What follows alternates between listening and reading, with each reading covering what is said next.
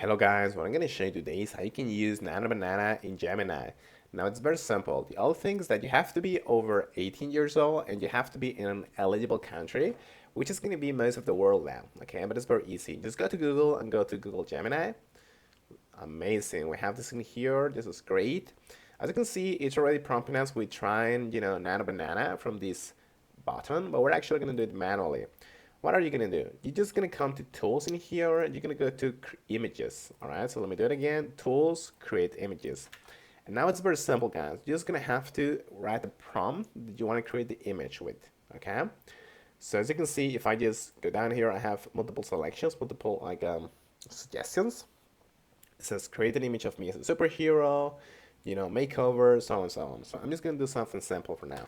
I'm going to say create an image of a person using a computer in a comic style.